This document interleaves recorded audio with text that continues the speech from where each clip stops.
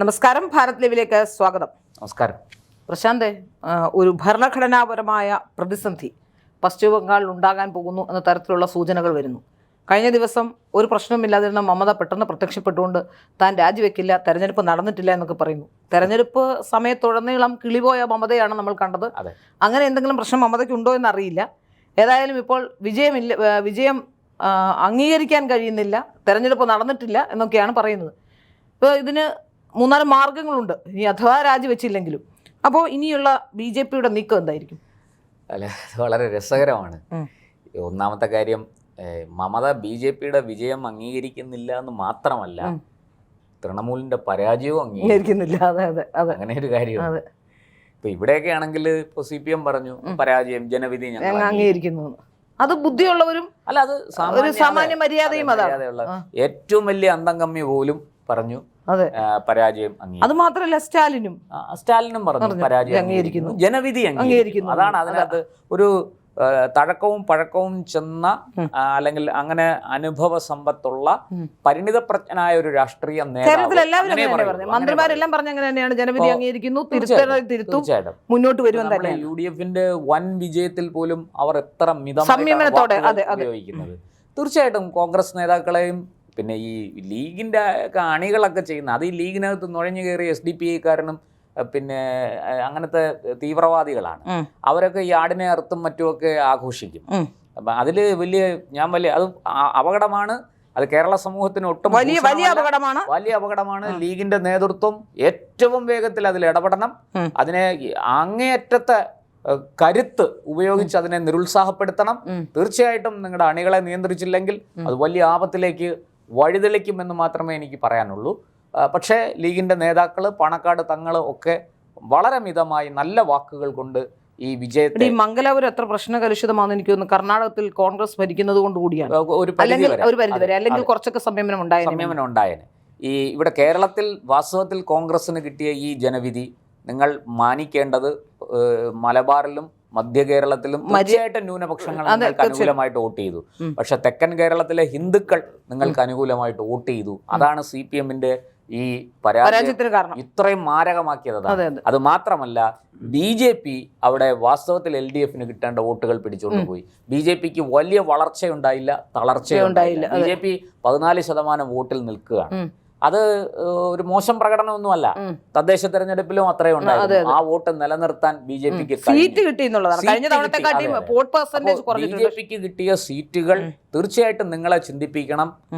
അതായത് കോൺഗ്രസ് വളരെ സംയമനത്തോടുകൂടി, എന്നാൽ ബാലൻസ്ഡ് ആയിട്ട്, തുല്യനീതി എല്ലാവർക്കും കൊടുക്കുന്ന തരത്തിൽ ജാതി മത സാമുദായിക സംഘടനകളോടും ആ വിഭാഗങ്ങളോടും അങ്ങേയറ്റത്തെ നീതി പുലർത്തിക്കൊണ്ട് കോൺഗ്രസ് മുന്നോട്ട് പോയാൽ UDF-നും കോൺഗ്രസിനും സുരക്ഷിതമായ ഒരു ഭാവിയുണ്ട്. അത് എല്ലാ കാലത്തും അങ്ങനെ തന്നെയാണ്. ഇപ്പൊ നമ്മൾ കേന്ദ്ര സർക്കാരിന്റെ കാര്യം എടുത്താൽ, ഇവിടെ കടന്ന് വർഗീയതയുണ്ട്, ഇതാന്നൊക്കെ പറയുന്നുണ്ടെങ്കിലും എല്ലാ ജനവിഭാഗങ്ങളെയും ഏത് സംസ്ഥാനത്ത് ആണെങ്കിലും, ഏതായാലും നാല് സംസ്ഥാനങ്ങളിൽ മാത്രം ഭരണമുള്ളപ്പോഴാണ് പ്രധാനമന്ത്രി പദത്തിലേക്ക് നരേന്ദ്രമോദി എത്തുന്നത്. അതിനുശേഷം 22 സംസ്ഥാനങ്ങളിൽ ഏകദേശം BJP-യുടെ സർക്കാർ ആയിക്കഴിഞ്ഞു. അപ്പോഴും വളരെ സംയമനത്തോ ആരും ഇന്ന് വരെ ഏതെങ്കിലും തരത്തിലുള്ള ഈ സംസ്ഥാനങ്ങളിലൊന്നും ഈ കേരളത്തിൽ പറയുന്ന പോലെ വർഗീയതയോ, അല്ലെങ്കിൽ കേരളത്തിൽ പറയുന്ന പോലെ BJP ഭരിച്ചാൽ ലോകത്ത് കുഴപ്പമുണ്ടാവുമെന്ന് പറയുന്ന പോലെ ഒരു സംസ്ഥാനത്ത് 22 സംസ്ഥാനങ്ങൾ BJP ഭരിക്കുന്നു. ഒരു പ്രശ്നമില്ല എന്നുള്ളതാണ്. അല്ല, അത് മാത്രമല്ല, ഇവിടെ പലതരത്തിലുള്ള പ്രചാരണങ്ങൾ, യോഗിയുടെ ബുൾഡോസർ അതൊക്കെ പ്രചരിപ്പിച്ചിട്ടും അതിനൊന്നും ജനം പരിഗണിക്കുന്നതേ ഇല്ല എന്നുള്ളതാണ് സത്യം. അതവിടെ നിൽക്കട്ടെ. പക്ഷേ ഇതിനൊരു അപവാദമാണ് പശ്ചിമ ബംഗാളും അവിടുത്തെ തൃണമൂൽ കോൺഗ്രസും മമതാ ബാനർജിയും.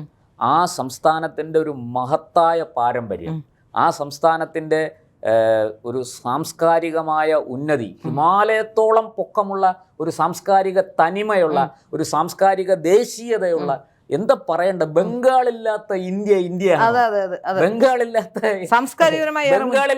ഏഷ്യ ചിന്തിക്കാൻ പറ്റും. ഈ ഭൂഖണ്ഡത്തിൽ അത്രയേറെ ബംഗാളിലെ ജനങ്ങളെ വിപ്ലവം നടത്തിയ, വാക്കുകൾക്ക് തീപിടിപ്പിച്ച ഒരു സാംസ്കാരിക ദേശീയത ഒരു പ്രദേശമാണ് ബംഗാൾ. ആ ബംഗാളിൽ നിന്നാണ് മമത ഇത്തരം വിടുവായത്തരം പറയുന്നത്? ഞാൻ രാജിവെക്കില്ല, ഞാൻ ഈ പരാജയം അംഗീകരിക്കുന്നില്ല, ജനം നിങ്ങളെ തോൽപ്പിച്ച് ഓടിച്ചു, ഇനി നിങ്ങൾ ചെയ്യേണ്ടത് ക്രിയാത്മകമായ ഒരു പ്രതിപക്ഷത്തിന്റെ ധർമ്മം അനുഷ്ഠിക്കുക എന്നുള്ളതാണ്. BJP സർക്കാരിനെ നേർവഴിക്ക് നയിക്കാൻ സക്രിയമായി ഭരണത്തിൽ ഇടപെടാനാണ് പ്രതിപക്ഷ സ്ഥാനത്തേക്ക് നിങ്ങളെ ജനം നിയോഗിച്ചിരിക്കുന്നത്. അതുപോലും തിരിച്ചറിയാതെ ഈ ഒരു എക്സെൻട്രിക്കിന്റെ വാക്കുകൾ, അതാണ് സത്യത്തിൽ ഈ മമതയ്ക്ക് ഇത് ആദിമൂത്ത് വട്ടായോ എന്ന് ചോദിക്കേണ്ട ഒരു സാഹചര്യത്തിലാണ് സത്യത്തിൽ ഇപ്പോൾ ആ പാർട്ടിയും അതിന്റെ നേതാക്കളും പോയിക്കൊണ്ടിരിക്കുന്നത്. നോക്കൂ, തികച്ചും ജനാധിപത്യപരമായി നിങ്ങൾക്ക് പരാതി ഉണ്ടെങ്കിൽ ഇലക്ഷൻ കമ്മീഷനെതിരെ അടക്കം ഹൈക്കോടതിയെ സമീപിക്കാം, സുപ്രീം കോടതിയെ സമീപിക്കാം. അതിനകത്തൊരു ക്ലോസ് ഉണ്ട് പ്രശാന്ത്, ഈ ഇലക്ഷൻ കമ്മീഷനെ ഇവർക്കാർക്ക് സമീപിക്കാൻ പറ്റില്ല. വേണ്ട, കാരണം അടുത്ത സമീപിക്കാമല്ലോ. ഇപ്പൊ ഒരു ഇലക്ഷൻ കമ്മീഷൻ വെച്ചിരിക്കുന്ന ഒരു നിർദ്ദേശം, കൃത്യമായ തെളിവുണ്ടെങ്കിൽ മാത്രമേ, അല്ലെങ്കിൽ അത് ക്രിമിനൽ കുറ്റമായി കണക്കാക്കപ്പെടും. കൃത്യമായ തെളിവ് വേണം. പലപ്പോഴും അതുകൊണ്ടാണ് ഈ വോട്ട് ചോരിയും വോട്ടിംഗ് മെഷീൻ മാറിയിട്ട് രാഹുൽ ഗാന്ധി വോട്ട് ചോരിയിലേക്ക് മടങ്ങിയത്. അങ്ങനെയാണ് മനസ്സിലായി. കേസ് കൊടുക്കാൻ പോവാത്തതും ആ പേടി കൊണ്ടാണ്. കാരണം അത് കൃത്യമായ രീതിയിൽ തെളിവുകൾ കഴിഞ്ഞു. ആസാമിലും ബംഗാളിലും വോട്ട് ചോരി നടന്നു. അതാണ് ബംഗാളിലും അല്ല, കേരളത്തിലും തമിഴ്നാട്ടിലും വോട്ടിംഗ് മെഷീനെ പറ്റി ഇപ്പൊ ആരോപിക്കുന്നില്ല. കാരണം അതാണ് പ്രശ്നം. വോട്ടിംഗ് മെഷീനെ പറ്റി എന്തെങ്കിലും തരത്തിലുള്ള ആരോപണങ്ങൾ കൃത്യമായ തെളിവുകൾ വേണമെന്നുണ്ട്. അതുകൊണ്ടാണ് ഈ വോട്ട് ചോരി എന്നുള്ള ആ ഒരു നരേറ്റീവിലേക്ക് മാറുന്നത്. അപ്പോൾ ഇവിടെ ഞാൻ മനസ്സിലാക്കുന്നത്, ഈ മമതയ്ക്ക് സത്യത്തിൽ യാതൊരു ജനാധിപത്യ മര്യാദകളുമില്ല, സഹിഷ്ണുത ഒട്ടുമില്ല. ഒരു രാഷ്ട്രീയ നേതാവിന് വേണ്ടി ഇവരെങ്ങനെ ഈ 15 കൊല്ലം ബംഗാൾ ഭരിച്ചു? സത്യത്തിൽ ഈ കഴിഞ്ഞ ഏറ്റവും അവസാനത്തെ ഒരു 3 മാസത്തെ മമതയുടെ പ്രവർത്തനങ്ങളാണ് നമ്മൾ കണ്ടത്. അതിനു മുമ്പ് മമത എന്തൊക്കെ പറഞ്ഞു, എന്തൊക്കെ ചെയ്തു എന്നുള്ളത് നമുക്ക് വാർത്തകളിൽ കൂടെയുള്ള അനുഭവങ്ങളേ ഉള്ളൂ. മറിച്ച് ഇപ്പോൾ അങ്ങനെയല്ല. അവർ പരസ്യമായി തെരഞ്ഞെടുപ്പ് പ്രചാരണ വേദികളിൽ വന്ന് പ്രസംഗിക്കുകയാണ്, BJPയെ സഹായിക്കരുത്, BJPയെ സഹായിച്ചാൽ നിങ്ങളോട് ആരും ക്ഷമിക്കില്ല, ഞങ്ങൾ ക്ഷമിക്കില്ല, അള്ളാഹുവാണ് സത്യം. നോക്കൂ, ഒരു മതവിഭാഗത്തെ അവർ ഏറ്റവും മോശമായിട്ട് ചിത്രീകരിക്കാൻ ഉതകുന്ന വിധത്തിൽ ഇപ്പൊ ഞാൻ കാളിയാണ് സത്യം എന്ന് പറഞ്ഞാൽ എന്തു മോശമാണത്, അല്ലേ? ഒരു ദൈവസങ്കല്പത്തെ, ഞാൻ പറഞ്ഞ ദൈവം ഉണ്ടോ ഇല്ലയോ എന്നുള്ളതൊക്കെ രണ്ടാമത്തെ കാര്യം, പക്ഷെ ഒരു ദൈവസങ്കല്പത്തെ, ഈശ്വര സങ്കല്പത്തെ, അതായത് കോടാനുകോടി മനുഷ്യർ വിശ്വസിക്കുന്ന ഒരു സങ്കല്പത്തെ അനാവശ്യമായി തെരഞ്ഞെടുപ്പ് പ്രചാരണ വേദിയിലേക്ക് വിളിച്ചു കൊണ്ടുവന്ന് അതിന്റെ പേരിലാണ് നോക്കൂ, ഈ രാജ്യത്ത് ഒരു അതായത് മുസ്ലിങ്ങളും മുസ്ലിം ഇതര വിഭാഗങ്ങളുമായിട്ടൊരു കലാപം ഉണ്ടാക്കാൻ ഇതിനേക്കാൾ നല്ല മരുന്ന് വേറെയില്ല. വാസ്തവത്തിൽ മമതയ്ക്കെതിരെ ജാമ്യമില്ലാ വകുപ്പ് ചുമത്തി കേസെടുത്ത് അകത്തിടുകയാണ് വേണ്ടത്.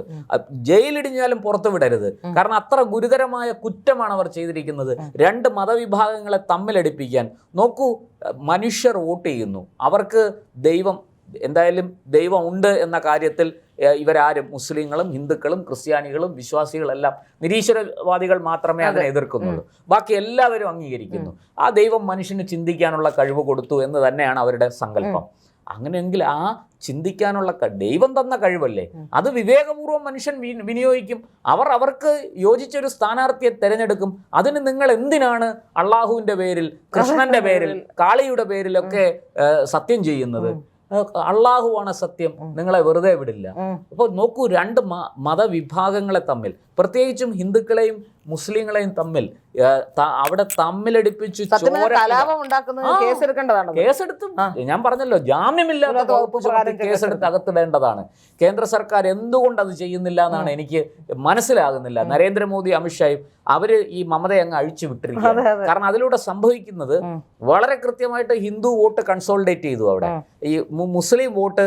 എന്നാൽ അതേസമയം മമത വിചാരിച്ചതുപോലെ മമതയുടെ പെട്ടിയിൽ വീണുമില്ല. അവര് കുറച്ചുകൂടെ വിവേകപൂർവ്വം ചിന്തിച്ചു. അവർക്ക് മനസ്സിലായി ഈ നുഴഞ്ഞുകയറ്റക്കാർ. ഇപ്പോൾ ഏറ്റവും പുതിയ ദൃശ്യങ്ങൾ വന്നിട്ടുണ്ട്. കെട്ടി വലിയ പെട്ടികളും ചുമന്ന് ആൾക്കാർ ഇങ്ങനെ ബംഗാളിൽ നിന്ന് അതിർത്തി ഓടുകയാണ്. ഏറ്റവും പുതിയ ദൃശ്യങ്ങൾ വന്നിട്ടുണ്ട്. ഞാൻ ചോദിക്കുന്നത്, നമുക്ക് ദേശീയ മാധ്യമങ്ങൾ ഇപ്പം എല്ലാവരും BJP-യെ സപ്പോർട്ട് ചെയ്യുന്നവരൊന്നും അല്ല, BJP-യെ സപ്പോർട്ട് ചെയ്യാത്ത ദേശീയ മാധ്യമങ്ങളും ഉണ്ട്. അവർ പോലും ഈ വാർത്ത വളരെ ഭംഗിയായിട്ട് കൊടുക്കുന്നുണ്ട്. അപ്പോൾ കേരളത്തിലെ മാധ്യമങ്ങൾ കൊടുക്കില്ല. അപ്പോൾ എത്രമാത്രം നുഴഞ്ഞുകയറ്റം ബംഗാളിൽ സംഭവിച്ചിരുന്നു. ഈ ആൾക്കാരെ മുഴുവനും ചുമന്ന് ബംഗാളികൾക്ക്, ഇന്ത്യൻ പൗരന്മാർക്ക് കിട്ടേണ്ട ആനുകൂല്യങ്ങൾ വീതിച്ചു കൊടുക്കുകയായിരുന്നു മമതാ സർക്കാർ ചെയ്തത്. അക്ഷന്തവ്യമാണ്, ഗുരുതരമാണ്. തീർച്ചയായിട്ടും അവരെ പ്രോസിക്യൂട്ട് ചെയ്യണം. അത് ഇനി മമതയല്ല, ഏത് മുഖ്യമന്ത്രി ചെയ്താലും തീർച്ചയായിട്ടും അവരെ പ്രോസിക്യൂട്ട് ചെയ്യണം. അതിന് കേന്ദ്ര സർക്കാർ മുൻകൈ എടുക്കണമെന്നാണ് എനിക്ക് പറയാനുള്ളത്. പക്ഷേ അത് അമിത്ഷായും നരേന്ദ്രമോദിയും ചെയ്യുമെന്ന് എനിക്ക് തോന്നുന്നില്ല. അവരോട് അതിശക്തമായ വിയോജിപ്പും ഈ കാര്യത്തിൽ എനിക്കുണ്ട്. കാരണം മമതയെ പോലെയുള്ള ദേശദ്രോഹികളെ വച്ചു പൊറിപ്പിക്കരുത് എന്നുള്ളതാണ്. അത്രയേറെ വൃത്തികെട്ട ഒരു എന്താ പറയുക നയങ്ങളാണ് മമത അവിടെ പിന്തുടർന്നത്. എന്നിട്ട് ഏറ്റവും ഒടുവിൽ ഫലം വന്നു കഴിഞ്ഞപ്പോൾ പറയുകയാണ്, ഞാൻ ഈ പരാജയം അംഗീകരിക്കില്ല, BJP-യുടെ വിജയം അംഗീകരിക്കില്ല, ഞാൻ രാജിവെക്കില്ല എന്ന്. എന്നിട്ടൊരു അതിനൊരു ഒരു ഉപോത്ബലകമായിട്ട് അല്ലെങ്കിൽ അതിനൊരു സപ്പോർട്ടായിട്ട് പറയുകയാണ്, വോട്ടെണ്ണൽ കേന്ദ്രത്തിൽ നിന്ന് എന്നെ അടിച്ചു പുറത്താക്കി, എന്നെ ചവിട്ടി, CCTV എല്ലാം ഓഫായിരുന്നു. ഈ CCTV ഓഫായിരുന്നെങ്കിൽ നിങ്ങൾ അങ്ങനെ വേറൊരു ദൃശ്യം കണ്ടു. BJP-ക്കാർ അടിച്ചാൽ ഒരു സ്ത്രീ കെട്ടും കെട്ടി വരുന്നു. ആ കെട്ടു മാറ്റുമ്പോ വെറുതെ എന്നിട്ട് നാട്ടുകാരെല്ലാം കൂടെ അവളെ ഓടിച്ചിട്ട് അവിടെ എനിക്ക് തോന്നുന്നു ഈ മീഡിയക്കാര് വെറുതെ ഒരു കെട്ടും കെട്ടി തൃണമൂലിന്റെ പ്രവർത്തകയാണ്, എന്നെ ഇതേ അടിച്ചു കൊന്നേ, തലയെല്ലാം പൊട്ടിയിരിക്കുന്നു എന്നും പറഞ്ഞാണ് മാധ്യമങ്ങളുടെ മുന്നിൽ വന്നത്. നോക്കൂ, ഇങ്ങനത്തെ എന്തിനാണ് ഈ കള്ളത്തരങ്ങള്? ജനങ്ങളോട് നേരിട്ട് സംവദിക്കുക, അവരോട് നേരിട്ട്. കേരളത്തിലെ CPM അക്കാര്യത്തിൽ ഒരു മാതൃകയാണ്. എന്താണ് സാധാരണ അവർ വലിയ ബഹളമൊക്കെ ഉണ്ടാക്കുന്നതാണ്. പക്ഷെ സ്വാഭാവികമാണ്, വിജയാഹ്ലാദവും. ഇവിടെ ചെറിയ ചെറിയ പ്രശ്നങ്ങളൊക്കെ നടന്നിട്ടുണ്ട്. ലീഗിന്റെ ഓഫീസിന് കല്ലെറിയുക, കോൺഗ്രസിന്റെ ഓഫീസിന് കല്ലെറിയുക, ജോർജിന്റെ വീട്ടിന്റെ ഫ്രണ്ടിൽ പോയി കൂവി വിളിക്കുക, BJP-യുടെ ഓഫീസിന് മുന്നിൽ ഇതുപോലെ കരിയോയിൽ ഒഴിക്കുക, ഇതൊക്കെ ഇതെല്ലാം അങ്ങോട്ടും ഇങ്ങോട്ടും ചെയ്യും. ഇതെല്ലാം ഒരു സ്പോർട്സ്മാൻ സ്പിരിറ്റിൽ എടുക്കാം. നമുക്ക് അതിൽ വലിയ ഗൗരവകരമായ ഒരു കാര്യം നടന്നിട്ടുണ്ട് കേട്ടോ. അത് മഞ്ചേശ്വരത്താണ്. സുരേന്ദ്രന്റെ ഫ്ലക്സുകൾ ബോംബിട്ട് അതൊരു ശരിയായ നടപടിയാണ്. അതാണ് ഞാൻ നേരത്തെ പറഞ്ഞത്. ലീഗിന്റെ നേതൃത്വം ഇത് വലിയ പ്രതിസന്ധി നിങ്ങൾക്ക് അവസാനം നിയന്ത്രിക്കാൻ പറ്റാതെ വരെയും. മനുഷ്യന് ഭ്രാന്ത് പിടിച്ചാൽ ചങ്ങലക്കിടാം, ചങ്ങലയ്ക്ക് ഭ്രാന്ത് പിടിച്ചാൽ എന്ത് ചെയ്യും എന്നുള്ള ചോദ്യത്തിന്റെ ഉത്തരത്തെക്കുറിച്ച് ചിന്തിക്കുക. അത് മാത്രമേ എനിക്ക് ഈ കാര്യത്തിൽ പറയാനുള്ളൂ. അപ്പോൾ കേരളത്തിൽ നമ്മൾ ഇതൊക്കെ ആദ്യത്തെ ഒരു 48 മണിക്കൂറിൽ ഇതൊക്കെ ഉണ്ടാവും. കുറെയൊക്കെ നമ്മൾ അതിനെ ഒരു സ്പോർട്സ്മാൻ സ്പിരിറ്റിൽ, ഈ ബോംബ് ഉപയോഗിക്കുന്നത് ഗുരുതരമാണ്. അതിനോട് ഞാൻ വിയോജിക്കുന്നു, ശക്തമായി വിയോജിക്കുന്നു. സ്ഥാനാർത്ഥി കിട്ടിയാലും അല്ല, ഇനിയിപ്പോ ഇവിടെ നേമത്ത് BJP-കാർ ഇങ്ങനെ ചെയ്താലും നമ്മളായിരിക്കും, ഒരു സംശയവുമില്ല. പിന്നെ ഇതാർക്കും ഈ ജനാധിപത്യ രാജ്യത്ത് ഇതൊന്നും ചെയ്യാൻ ആർക്കും അവകാശമില്ല. എന്തിന്റെ പേരിലായാലും അവകാശം. ബംഗാളില് തൃണമൂലിന്റെ ഏതോ ഓഫീസ് BJP ആക്രമിച്ചു എന്നൊക്കെ പറഞ്ഞ് വാർത്ത വരുന്നുണ്ട്. ബംഗാളിലെ കാര്യം നമുക്ക് ചിന്തിക്കാൻ പറ്റില്ല. പക്ഷെ അത് ചെയ്യാൻ പാടില്ല, ചെയ്യാൻ പാടില്ല. ഒരു സംശയമില്ല അക്കാര്യത്തിൽ, അത് ചെയ്യാൻ പാടില്ല. പക്ഷെ അവിടെ ഒരു സ്വാഭാവികമായ പ്രതികരണം ഇക്കാര്യത്തിൽ ഉണ്ടാകുന്നു. അത് ഒഴിവാക്കേണ്ടതാണ്. ഒരു കാരണവശാലും അത് പ്രോത്സാഹിപ്പിക്കപ്പെടേണ്ടതല്ല. നമ്മൾ ജനാധിപത്യവാദികളാണ്. കാരണം ആയുധം എടുക്കാൻ എളുപ്പമാണ്, പക്ഷെ അത് നിലത്ത് വെക്കാൻ വലിയ പ്രയാസമാണ്. അത് നോക്കൂ, വിദേശികൾ വന്ന് നമ്മളെ അടിമകളാക്കി ഭരിക്കുന്ന ഗുരുതരമായ സാഹചര്യമൊന്നും ഈ രാജ്യത്തില്ല. ഈ രാജ്യത്ത് മമതയാണെങ്കിലും മോദിയാണെങ്കിലും അമിത്ഷായാണെങ്കിലും പിണറായി വിജയൻ എല്ലാ ഇന്ത്യൻ പൗരന്മാരാണ്, ഒരു സംശയമല്ല. അതുകൊണ്ട് വിദേശികളോട് യുദ്ധം ചെയ്യുന്ന നയം ഇവിടെ എടുക്കണ്ട. അത് മമത എടുത്താലും മോദി എടുത്താലും പിണറായി എടുത്താലും അത് തെറ്റാണ്, ഒരു സംശയവുമില്ല. എന്തായാലും ഒരു കാര്യം വ്യക്തമാണ്, മമത ശ്രീല ചോദിച്ചതുപോലെ ഇനി എന്തു ചെയ്യും? കേന്ദ്ര സർക്കാരിന്റെ കയ്യിൽ വളരെ വിപുലമായ അധികാരങ്ങളുണ്ട്. ഇനി തെരഞ്ഞെടുപ്പ് കമ്മീഷൻ പിരിച്ചുവിട്ടിട്ടില്ലല്ലോ. തെരഞ്ഞെടുപ്പ് കമ്മീഷൻ വളരെ കൃത്യമായിട്ട് ജയിച്ച ആൾക്കാർക്ക് അതിന്റെ രേഖകൾ സഹിതം ഗവർണറെ പോയി കാണാനുള്ള, നിയമസഭയിൽ പ്രവേശിക്കാനുള്ള അനുമതി പത്രം കൊടുക്കും. ആ അനുമതി പത്രവും വാങ്ങിക്കൊണ്ട് കൃത്യമായിട്ട് അസംബ്ലിയിലെത്തി, നിയമസഭയിലെത്തി, പിന്നെ നിയമസഭാ സെക്രട്ടറിയെ കാണുക. നിയമസഭാ സെക്രട്ടറിയാണ് തുടർ നടപടികൾ സ്വീകരിക്കേണ്ടത്. അതിന് തെരഞ്ഞെടുപ്പ് കമ്മീഷന്റെ ജോലി അവിടെ അവസാനിക്കും. കാരണം പിന്നീട് നിയമസഭാ സെക്രട്ടറിയാണ് ഈ പറഞ്ഞതുപോലെ അവിടെ മറ്റു കാര്യങ്ങൾ ചെയ്യേണ്ടത്. അതിന് അദ്ദേഹത്തിന് തടസ്സങ്ങൾ ഉണ്ടായാൽ അദ്ദേഹത്തിന് തീർച്ചയായിട്ടും ഗവർണറെ സമീപിക്കാം, അദ്ദേഹത്തിന് കൊൽക്കത്ത ഹൈക്കോടതിയെ സമീപിക്കാം. ഒരു സംശയവും വേണ്ട.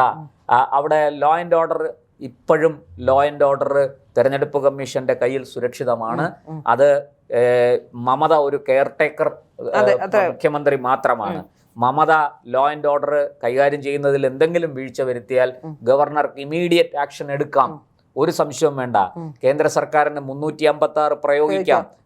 കാരണം മമത വീണ് കഴിഞ്ഞു. ഇനി മമതയെ നിഷ്കാസനം ചെയ്തിട്ട് പ്രസിഡന്റ് റൂൾ അവിടെ ഏർപ്പെടുത്താം. ഒട്ടനവധി സാധ്യതകളുണ്ട്.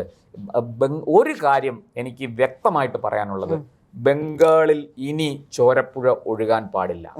ഒരു മനുഷ്യൻ പോലും ആക്രമിക്കാൻ പാടില്ല. കാരണം വ്യക്തമായ മാൻഡേറ്റ്, ജനവിധി BJPക്ക് കിട്ടിക്കഴിഞ്ഞു. അതുകൊണ്ട് തന്നെ 207 സീറ്റിൽ ഏറ്റവും ഒടുവിൽ ഒരു തർക്കമുണ്ടായ ഒരു സീറ്റിൽ പോലും BJP കൃത്യമായിട്ട് ജയിച്ചു വന്നിരിക്കുന്നു. ആദ്യം എണ്ണി തിട്ടപ്പെടുത്തിയ വോട്ടുകൾ തന്നെയാണ് എന്ന് രണ്ടാമതും മൂന്നാമതും ഒക്കെ എണ്ണിയപ്പോൾ വ്യക്തമായി കഴിഞ്ഞു. സുവേന്ദു അധികാരി ആണ് അവിടെ ലീഡ് ചെയ്തിരിക്കുന്നത്. BJPയെ നയിച്ചത് അദ്ദേഹമാണ്. അദ്ദേഹത്തിന്റെ രാഷ്ട്രീയമൊക്കെ നമുക്ക് മാറ്റിവെക്കാം. പക്ഷെ ജനവിധി BJPക്ക് അനുകൂലമാണ്.